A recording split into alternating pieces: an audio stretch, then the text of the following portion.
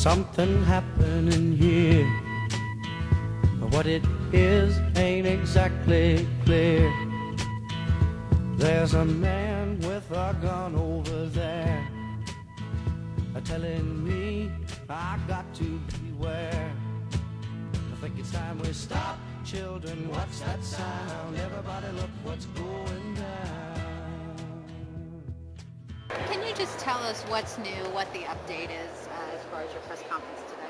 We have released our first anniversary report of the Invasion PA report, and we have updated over the last year with additional crimes that have been gleaned from press reports across the state of crimes that have been committed against Pennsylvania citizens by illegal aliens that are here in our state. I believe it's important for us to try and share with the citizenry the magnitude of the problem and to put a human face on the issue of the illegal alien invasion, that there are daily throughout our country and throughout our state people that are severely impacted because there's illegal aliens here that have invaded our country that shouldn't have been allowed to cross our border in the first place.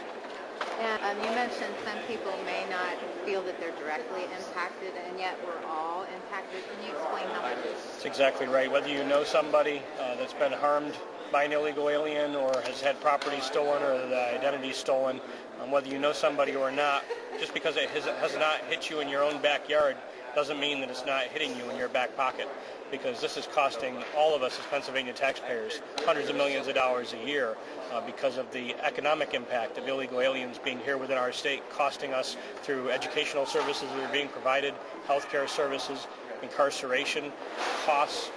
The list goes on and on and on. Jobs that have been stolen, that Americans have lost, illegal jobs that possibly aren't even paying any taxes at all into the system because of the way that they've been taken.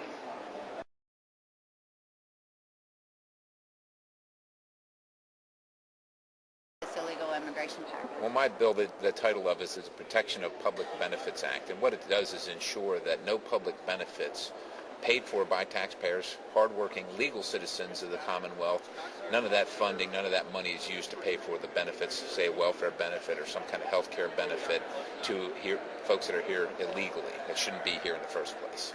And then how does this tie in with the fact that, the governor last week was saying we need to cut spending, we need to cut state spending? How does this whole illegal immigration idea play into a tax saving? Let's go back to spending. The governor was just out last week saying we need to cut state spending. He's going to cut state jobs. In light of the economy, how does the illegal immigration issue fall into that in your bill in particular? Well, like I said, I want to be the first to applaud the governor, and that doesn't happen too often, on reduction in spending and say, great, we welcome you to that fight.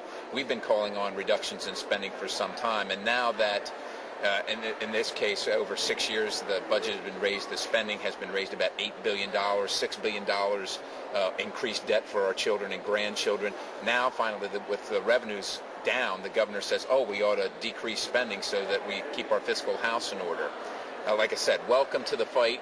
And this is something that should have gone on a long time ago. The governor should have been looking for ways to cut. And one of the easy and very obvious ways to cut is to make sure that people that are not here legally, that don't belong here in the first place, that our resources, our hard-earned tax dollars, are not going to fund different programs on behalf of those folks.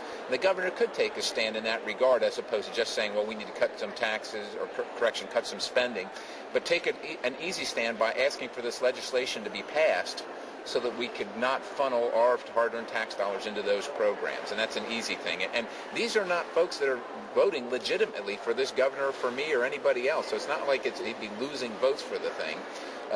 These are people that don't belong here in the first place, and they're taking resources away from legitimate Pennsylvanians.